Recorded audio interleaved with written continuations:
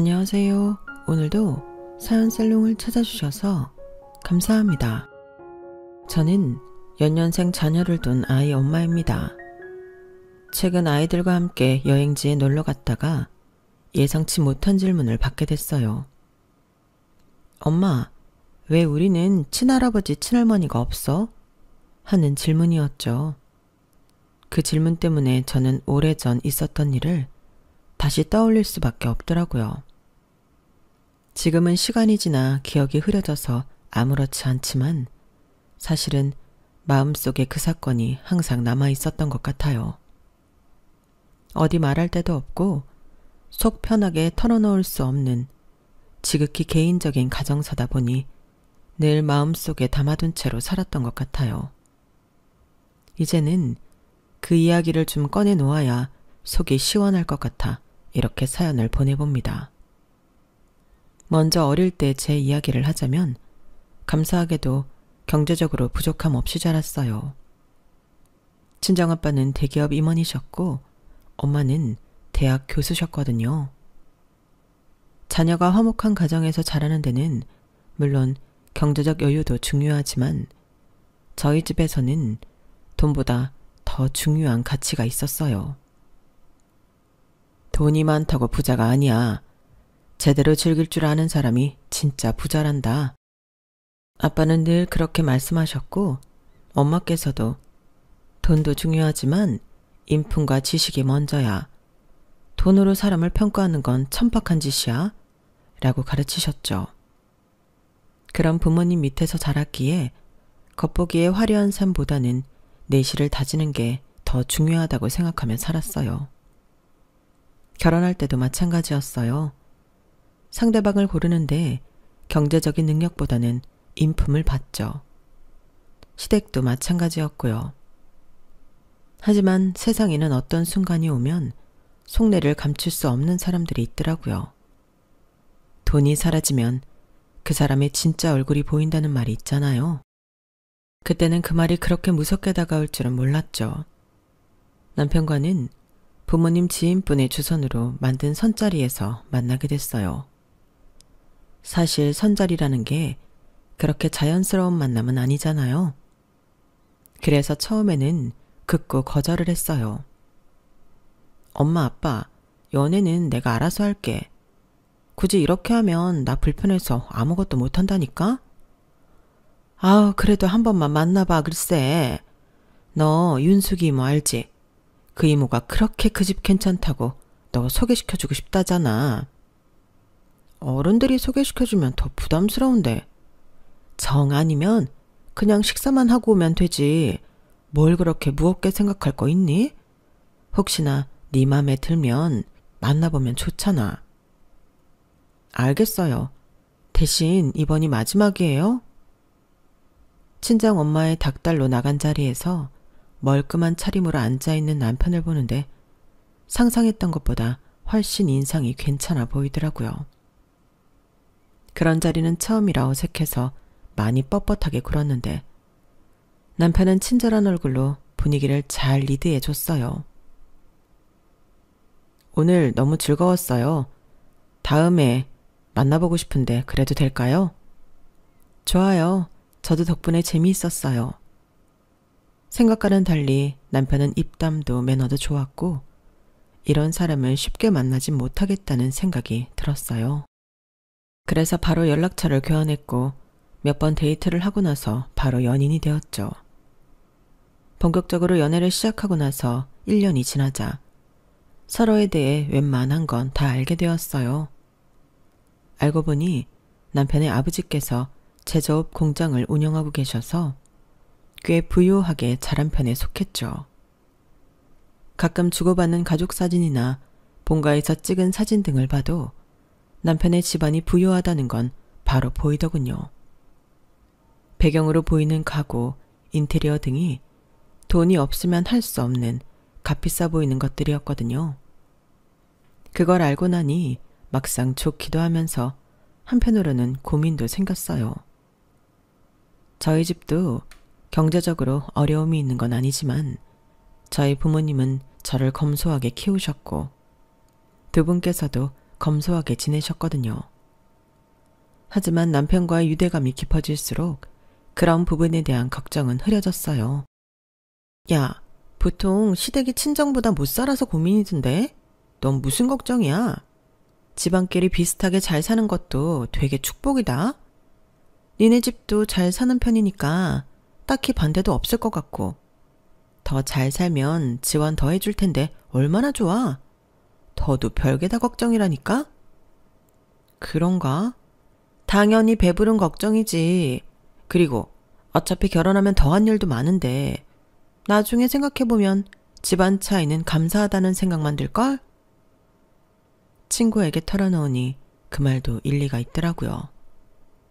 원래 결혼이라는 게 두 집안이 합쳐지는 거니까 이 정도 차이쯤은 괜찮겠지 생각하고 말아버렸죠.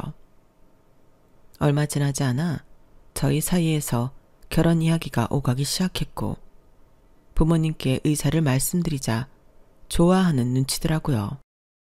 아유, 그래? 우리 딸이 설마 그런 집에 시집까지 갈까 싶었는데 정말로 갈 줄이야. 엄마 마음이 편하네. 엄마, 언제는 돈이 중요한 게 아니라면서요.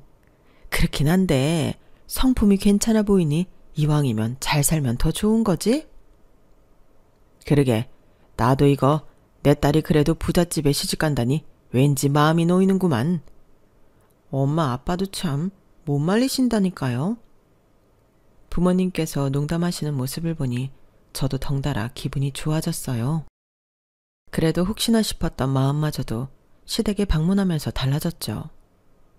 처음 시댁에 방문했을 때는 사람인지라 저도 모르게 살짝 주눅이 들기는 했어요. 시댁은 강남에 있는 고급 주택이었고 시부모님은 머리부터 발끝까지 명품을 두르고 있었거든요. 어머, 어서 와요. 우리 현우가 이렇게나 좋아하는 여자친구는 처음이라 많이 궁금했어요. 아, 참 곱게도 생겼네. 감사합니다. 처음 뵙겠습니다. 이제 우리 식구 될 건데 너무 그렇게 긴장하지 마요. 편하게 시어머니 하고 불러. 엄마도 참 아직 결혼도 안 했고 초면인데 무슨 벌써부터 시어머니야. 그게 더 불편해요. 그래? 나도 며느리 생기니까 좋아서 그러지 이 녀석아. 내가 자식이라곤 아들놈 하나밖에 없어서 집에 여자가 하나 더 있으면 어떨까. 늘 상상만 했거든. 아, 그렇다고 너무 걱정은 말아요. 딸 같은 며느리 되라는 소리는 안 할 거니까. 대신 내가 엄마 같은 시어머니는 좀 되고 싶어서. 말씀만 들어도 너무 감사한데요. 앞으로 잘 부탁드립니다. 시댁 분위기는 정말 화기애애했어요. 교양 있는 시어머니와 다정다감하신 시아버지까지. 남편이 어떻게 자라왔을지가 느껴져서 정말 좋더라고요. 그래서 아주 조금 남아있던 걱정마저 사라졌죠. 양가 인사를 무사히 마치고 본격적으로 결혼 준비를 시작하게 됐어요. 그런데 며칠 후 시어머니께서 전화가 오시더군요. 며느라, 내가 소개해주고 싶은 사람들이 있는데 혹시 내일 저녁에 시간 괜찮니? 내일 저녁이요? 괜찮을 것 같아요. 그런데 어떤 분들이세요? 나랑 친하게 지내는 사모님들 모임인데 우리 며느리 너무 잘 들어왔다고 자랑하니까 다들 궁금해하셔. 여기도 가족 같은 사람들이니까 너무 신경 안 써도 돼. 어머님은 신경 안 써도 된다고 하셨지만 어떻게 그럴 수가 있겠어요. 순간적으로 긴장감이 확 몰려왔지만 이미 시간이 된다고 해버려서 거절을 하지 못하겠더라고요. 그래서 우선은 약속을 잡았어요. 결혼 전이니 딱 한 번만 나가야겠다 싶더라고요. 어머님, 저 왔어요. 어머나, 정순 씨 며느리구나. 참 참하게도 생겼네. 현우가 왜 그렇게 좋아했는지 알겠네.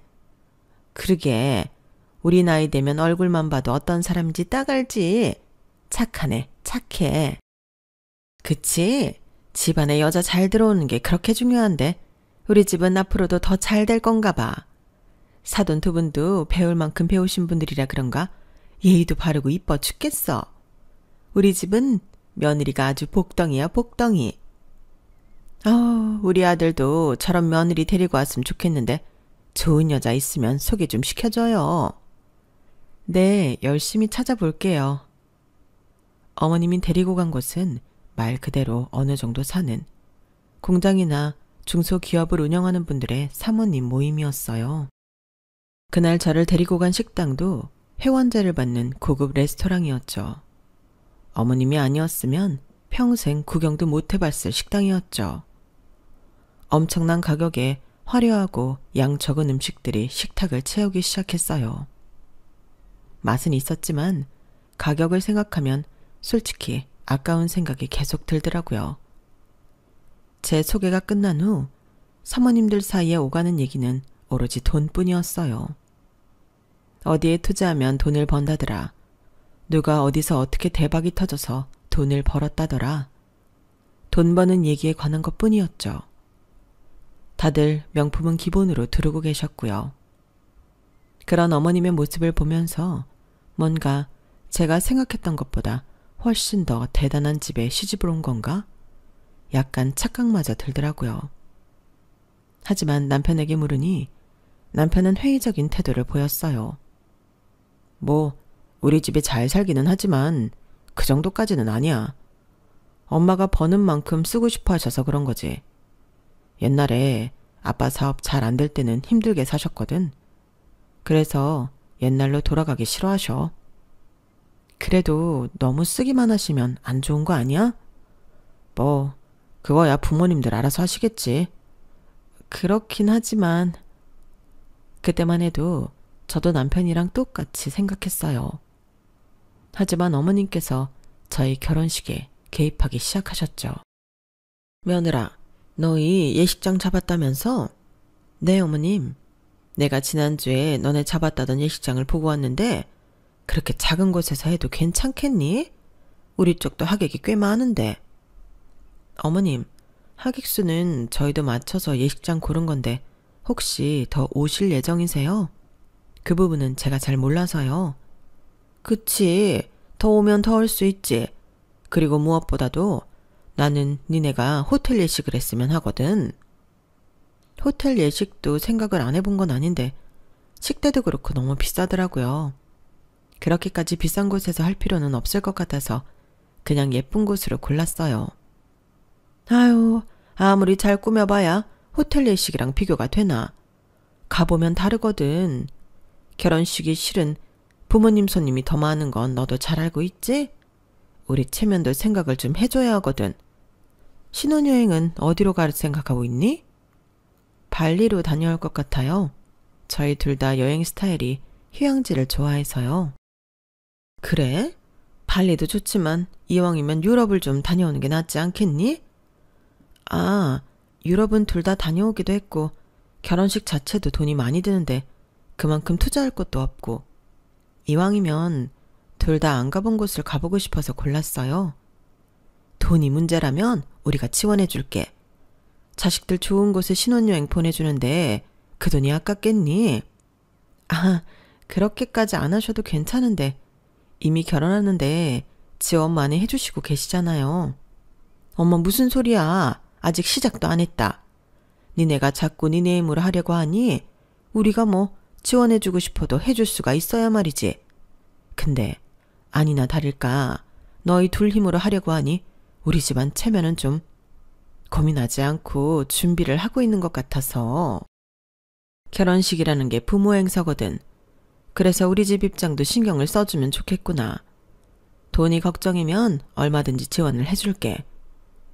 원래 저희 부부는 최대한 부모님께 손 벌리지 않고 결혼 준비를 하기로 계획했었지만 역시 뜻대로 되지 않더라고요.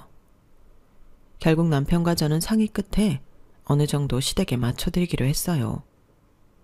그래, 그냥 좋은 게 좋은 거다 생각하고 맞춰드려. 지원은 다 해주신다는데 뭐가 걱정이야? 이왕 이렇게 된 거 한 번뿐인 결혼식 성대하게 해버려. 기대된다. 그래도 이게 다 나중에 빚으로 돌아올 것 같아서. 그게 아니더라도 마음의 빚으로 남아있을 것 같고. 네가 너무 착해서 그래. 원래 준다고 할 때 받아야 된다. 그리고 나 같아도 내가 여유 있으면 자식이 최고 좋은 데서 했으면 좋겠다고 생각할 것 같은데 그건 그렇지. 주변에 이야기해봐도 또 스스로 생각해도 나쁠 게 없는 제안이었지만 괜히 찜찜한 마음이 드는 건 어쩔 수 없더라고요. 우리 엄마가 원래 남들한테 보여지는 걸 중요시 생각해서 그래. 신경 쓰지 마.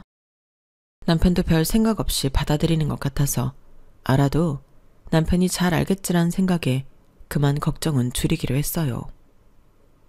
그렇게 생각지도 못하게 결혼식은 성대하게 열게 되었고 어머님의 닭달 아닌 닭달에 드레스마저 최고급, 신혼여행마저 최고급으로 하게 됐어요. 인생에서 처음으로 모든 걸 최고급으로 해본 터라 안 좋았다고 하면 거짓말이겠지만 솔직히 말하면 마음속 깊은 곳에 이렇게까지 돈을 써야 하나 싶은 생각이 있었죠. 하지만 주변에서도 부러워하고 부모님도 내심 만족하시는 것 같아 그러려니 받아들이게 됐어요. 그렇게 남부럽지 않을 화려한 신혼생활을 보내고 첫 애가 생겼을 때쯤 시부모님의 사업이 휘청거린다는 소식을 듣게 됐어요. 하지만 그 소식을 전하는 남편마저 크게 신경을 쓰지는 않는 것 같더라고요. 그 정도는 다시 일으켜 세우실 수 있을 거야. 그리고 부모님 앞에서는 티내지 마.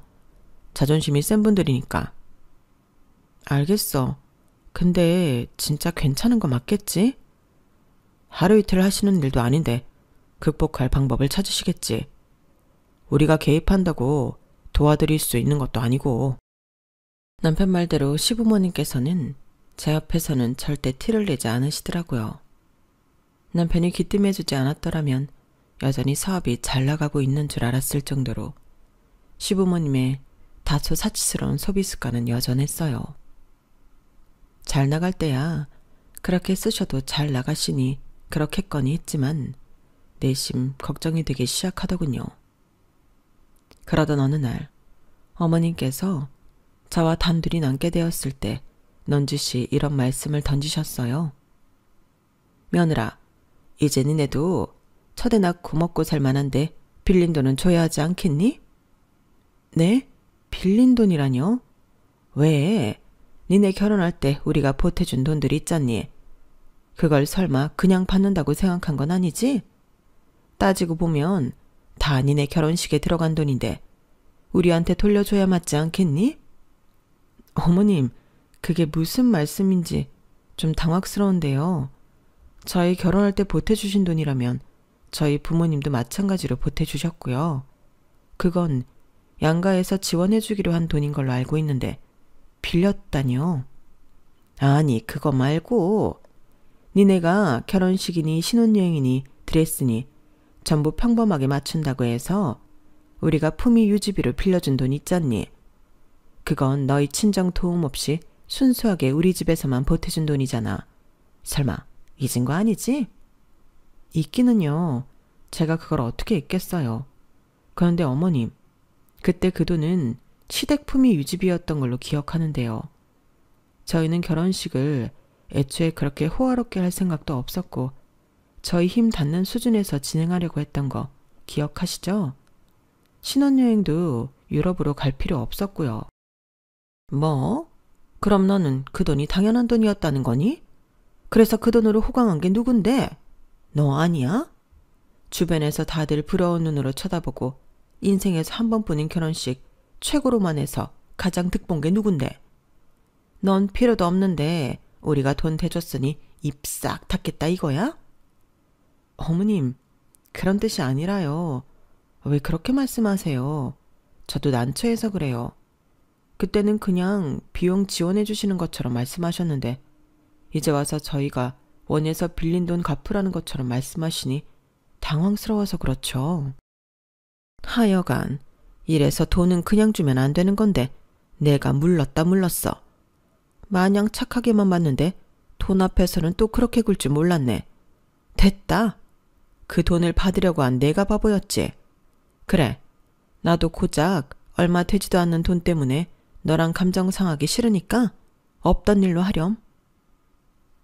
말로는 그렇게 말씀하시면서 이미 저한테 단단히 삐치신 것 같았어요. 당시에는 정말 황당하고 어이가 없었지만 집으로 돌아와서는 좋게 생각하기로 마음먹었죠. 원했던 소비는 아니었지만 그 소비로 좋았던 건 저희였던 게 사실이었으니까요. 남편에게 이야기를 했더니 남편도 좀 당황스러워 하더군요. 뭐? 갑자기 그 돈을 갚으라고? 얼마 정도인데? 5천만 원 정도 되는 것 같아. 그런데 그 돈 써서 좋았던 건 사실이니까 그냥 갚아드리자. 갑자기 갚을 5천만 원이 어딨어. 부담되는데. 나도 그렇기는 한데 그래도 이거 안 갚고 어머님이랑 소원해지면 마음의 짐으로 계속 남을 것 같아.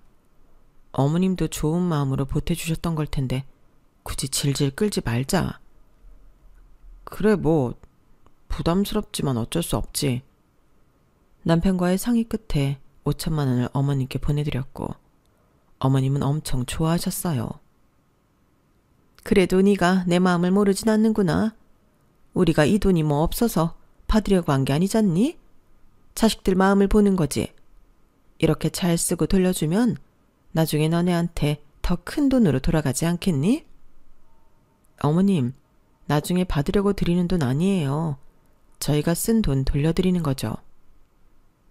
어머님께선 돈을 받으시는 순간까지도 없어서 받는 게 아니라는 식으로 강조를 하시더라고요. 오히려 그렇게 강조를 하시니 시댁이 요즘 많이 힘든가 싶은 생각을 하게 됐어요. 시부모님이 자존심이 세다던 남편 말도 떠올랐고요. 그런 생각이 드니 조금은 조심해야겠다는 생각이 들더군요. 시댁이 어려울 때 도와드릴 순 있지만 그러다가 가정의 평화가 깨진 집을 여러 봐왔으니까요. 저희도 더 이상 부부 둘이서만 잘 산다고 되는 게 아니라 아이까지 케어해야 하는 상황이었고요. 냉정한 생각일 수도 있겠지만 아이를 생각하면 조금은 저희 밥그릇을 잘 챙겨야겠다는 생각이 들었어요. 물론 여유가 있다면 시부모님을 도와드릴 수 있는 데까진 도와드려야겠지만요. 그렇게 홀로 각오를 다지고 있었던 어느 날이었어요. 은행 어플을 조회하던 도중 임시로 소액 묶어두었던 예금 통장이 해지되어 있는 걸 발견했어요. 여보, 뭐야? 예금 통장 해지했어?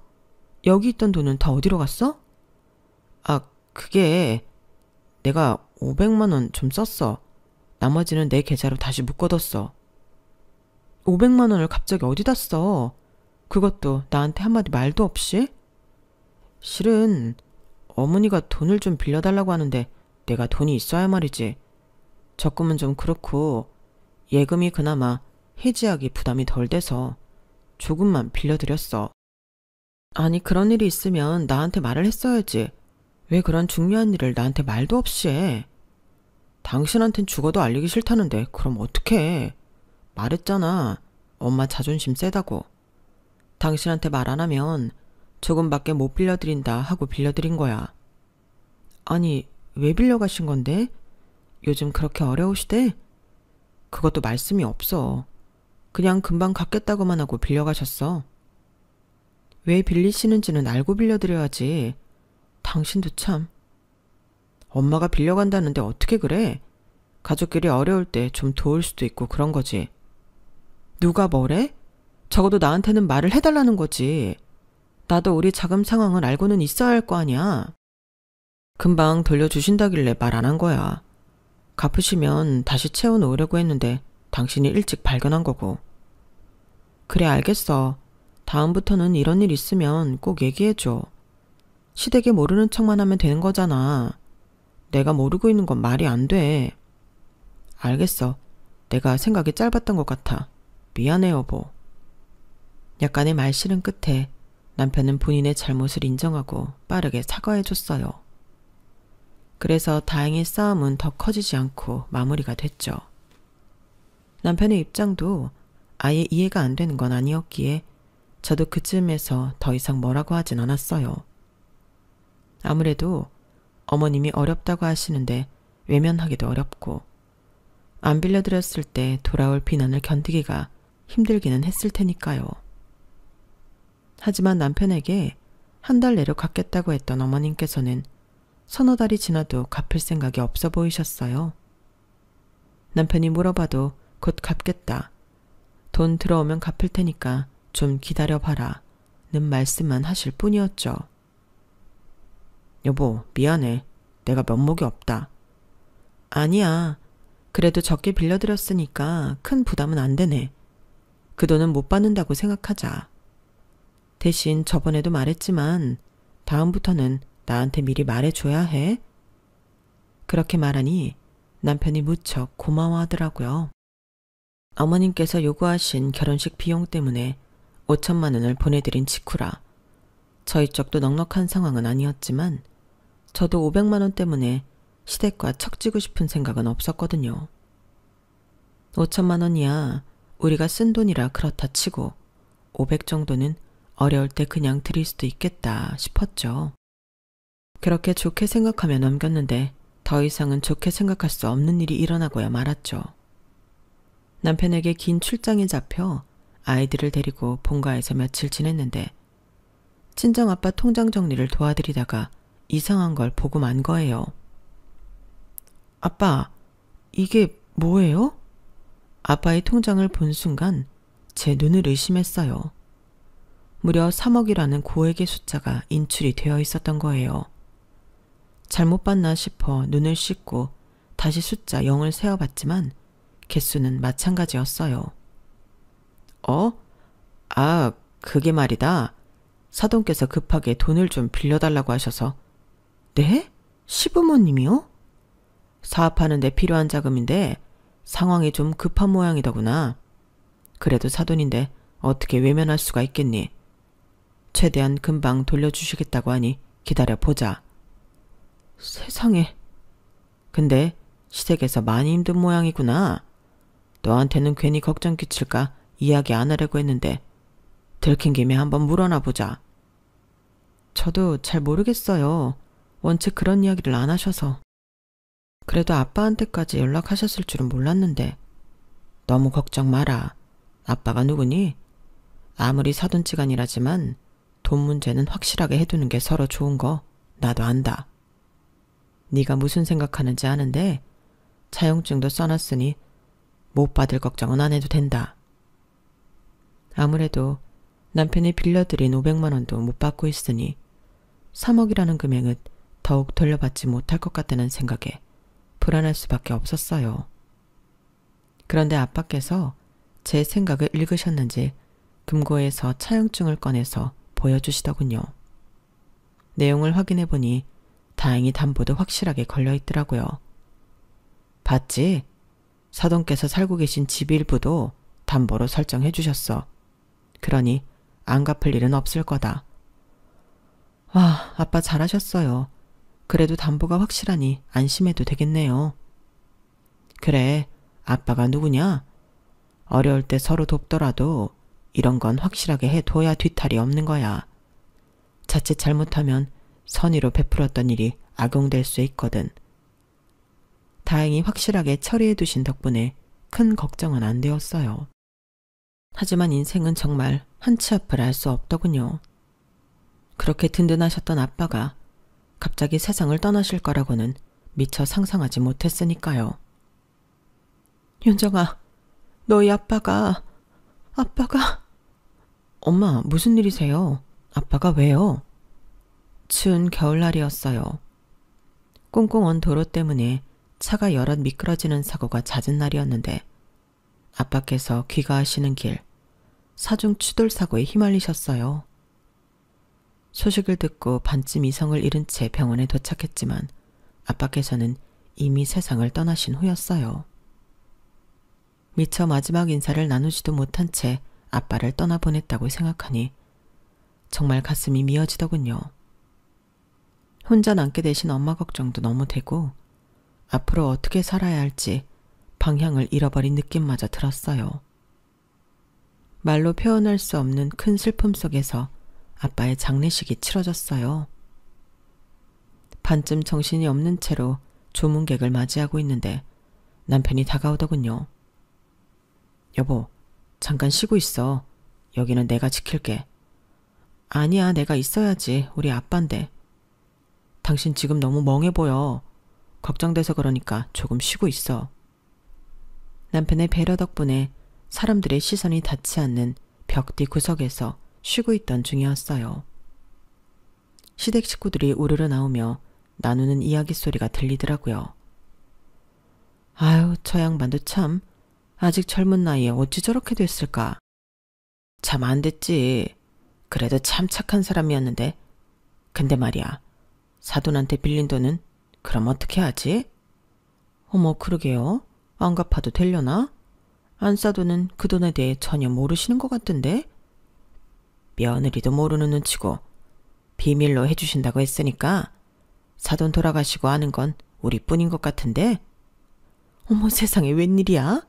안 그래도 그 돈 어찌 갚나 엄청 막막했는데 차용증에 갚기로 한 기간이 거의 끝나가잖아요. 그러게, 이게 참 죄송한 일이지만 우리한테는 너무 잘된 일이네. 그 돈만 안 갚아도 충분히 여유가 생긴다니까. 그래요, 그래. 우리만 입 싹 닫고 있으면 되지. 나중에 사업 다시 잘 되면 애들한테 차나 한 대 사주면 되겠네. 걔가 좋은 생각이네. 우리가 뭐 그렇게까지 양심 없는 사람들은 아니잖아. 지금 좀 힘들어서 그렇지. 여보, 근데 나 더 좋은 생각이 났는데 말이에요. 이건 좀 너무 나쁜가? 뭔데? 말이나 해봐. 그 뒷이야기를 들었어야 했는데 시부모님께서 악마처럼 킬킬거리면서 웃는 소리에 정신이 아득해지더라고요. 더 이상은 못 듣겠어서 그 자리를 뛰쳐나와 버렸어요. 심장이 벌렁거리고 손발이 차게 식더라고요. 분노와 배신감에 한참 동안 장례식장에 들어가지를 못했어요. 이걸 남편에게 어떻게 이야기해야 할지 감도 안 오더군요. 잠시 진정될 때까지 기다렸다가 예식장에 들어가니 예상치 못한 일이 일어나고 있었어요. 부의금 가지고 오신 분 그쪽 함에 넣지 말고 이쪽으로 주세요. 엄마, 아빠, 지금 뭐 하시는 거예요? 부의금 함에 넣어야죠. 넌 모르는 그런 게 있다. 그게 뭔데요? 말씀을 해주셔야죠. 집사람 보면 어쩌려고 이러세요? 여보. 지금 뭐들 하시는 거세요? 아, 며느리 왔구나. 그게 말이다. 실은 너희 아버지가 우리한테 진 빚이 있거든. 아무래도 이렇게 돌아가셨으니 그 빚을 갚지는 못하실 것 같으니 부의금이라도 받아가기로 안사돈이랑 합의했다. 네? 뭐라고요? 저기 부의금 함에 넣지 말고 그냥 나한테 달라니까. 이쪽 사돈이 우리 집에 진 빚이 있어서 그래요. 이리로 줘요. 그 뻔뻔한 행태를 보니 이루 말할 수 없이 화가 치밀어 올랐어요. 엄마께서는 아무것도 모르고 그저 아빠께서 빚을 졌다는 말에 부의금을 가지라고 하신 모양이더라고요. 평소라면 뭔가 이상하다는 걸 눈치채셨을 뿐인데 엄마께서도 너무 큰 슬픔에 빠져 계셔서 그런 걸 따질 여력이 없어 보이셨어요. 부의금을 뺏는 것도 뺏는 거지만 양심도 없이 아빠의 장례식장에서 생전 안 하셨던 일로 아빠를 욕보이게 하는 모습은 도저히 참을 수 없었어요. 생각해보니 친정에서 아빠가 시댁에 돈을 빌려줬다는 사실을 알게 된 날 받아온 차용증이 가방 안에 아직 있겠더라고요. 가방을 잘 바꿔 들고 다니지 않는 데다 차용증을 본 게 불과 한 달도 안 된 일이었거든요. 그래서 부랴부랴 가방을 뒤졌더니 다행히 차용증이 있었어요. 누가 누구한테 돈을 빌려요? 어머님, 아버님, 정말 양심 있으세요? 그게 무슨 말이냐? 네가 어른들끼리 한 거래에 대해 뭘 알겠냐? 우리가 그렇다면 그런 줄 알지. 그럼 우리가 없는 소리를 지어내기라도 했다는 거야? 네, 아주 뻔뻔하게 없는 소리를 잘도 지어내시는데요. 우리 아빠가 두 분께 빚을 졌다고요? 그 반대겠죠. 뭐? 사람을 뭘로 보고 우리가 빚을 져놓고 이런 짓을 하겠어? 사람을 얼마나 파렴치한으로 보면 그런 소리를 하는 거야. 며느리 너 아무리 부의금 뺏기기 싫어도 그렇지 어떻게 우리한테 이렇게까지 뒤집어 씌우냐? 저도 두 분이 이렇게까지 파렴치한이길 바라지 않았어요. 정말 어떻게 이러세요? 두 눈 똑바로 뜨고 보세요. 이 차용증이요. 누가 누구한테 돈을 빌렸는지. 이래도 기억이 안 나시면 기억력에 문제가 있으신 거죠. 너무 화가 나서 차용증을 던져버리자 두 분의 얼굴이 새파랗게 질렸어요. 시부모님께 부의금을 건네던 사람들도 우르르 몰려와 차용증 내용을 확인했어요. 시부모님 얼굴이 하얗게 질렸고 사람들도 웅성대기 시작했어요. 뭐야? 진짜 본인들이 빌려놓고 부의금을 가로채려고 한 거야? 어떻게 사돈이 돌아가셨는데 이런 짓을 해? 천벌받을 게 두렵지도 않나? 아니 네가 이걸 어떻게... 어디서 났어? 어디서 가지고 왔어? 시부모님께서 손을 덜덜 떨며 차용증을 떨어뜨리셨어요. 그걸 주워서 다시 가방에 넣자 어떤 나이 중후하신 분께서 다가오시더군요. 그분을 보자 두 분의 얼굴이 더 새파랗게 질렸어요. 대표님! 김 대표, 이게 사실인가? 자네 말만 믿고 부의금도 자네한테 줬는데 이리 내놓게. 어떻게 어려울 때 도와준 사람에게 이렇게 할 수가 있나? 정말 인간적으로 실망스럽네. 이런 짓까지 할 정도로 재정 상황이 심각한 줄도 몰랐고. 우리 거래는 없던 일로 하지. 잠시만요. 오해십니다, 대표님. 잠깐 제 말씀 좀 들어보시지요. 네? 장례식장에는 친정 손님뿐 아니라 시댁 손님들도 꽤 있었던 모양이었어요. 그 중에서도 점잖지만 크게 화를 내고 가신 분은 알고 보니 시부모님 사업의 주 거래처 대표라고 하시더군요. 그 외에도 몇몇 거래처 직원들을 통해 시부모님의 소문은 순식간에 퍼져나간 모양이었어요. 안 그래도 재정이 좋지 못하던 시부모님의 사업이 휘청거린다는 소문이 들려오더군요. 하지만 그런다고 저희 아빠에게 한 짓을 용서할 수는 없었어요. 당신도 처신 똑바로 해. 난 아무리 당신 부모님이라지만 우리 아빠께 그런 짓까지 하신 부모님을 절대 용서할 수 없어. 당신은 어떻게 할 생각이야? 솔직히 나도 우리 부모님이라 등지고 싶은 생각은 없지만 이번 장례식 일은 너무했어. 장인어른께서 빌려주신 돈으로 급한 일도 해결하셨던 모양이던데 내가 당신 상황이어도 용서 못했을 거야. 난 어떻게든 시부모님이 우리 아빠한테 빌려가신 돈 돌려받을 거야. 차용증도 있으니 못할 것도 없지. 그래, 빌린 돈은 갚는 게 맞지. 그렇게 하자. 남편이 마음 아파하는 걸 보며 저도 마음이 좋지만은 않았지만 그날 이후 시부모님에 대한 악몽을 꾸고 아빠께서 우는 모습이 꿈에 나올 정도였기에 끝까지 해결을 봐야겠다 싶었어요. 제가 마음고생을 하는 걸 내내 지켜본 남편도 동의를 했죠. 그래서 장례식이 정리되고 마음 추스르는 대로 법적인 절차에 들어갔어요. 변호사를 선임하고 담보권을 실행했어요. 시댁에서는 난리가 났죠. 아니, 우리가 사업 잘 풀리면 3억 정도는 금방 갚는다니까. 가족끼리 추하게 이게 뭐 하는 짓이니? 조금만 믿고 기다려주면 안 되겠니? 저희 아빠께서 이미 충분히 기다려주신 것 같은데요. 갚기로 한 약속 기한도 지났고요. 그래, 우리가 그날 일은 잘못했다. 근데 있잖니, 너도 살아보면 알겠지만 우리처럼 큰 돈 만지면서 일하는 사람들은 그렇게 돈 때문에 순간 눈 뒤집혀지는 일이 많아. 정말 미안하고 용서 못 받을 짓인 건 알지만 한 번만 이해해주면 안 되겠니? 전 그날 두 분 대화하시는 것까지 다 들었어요. 그래요.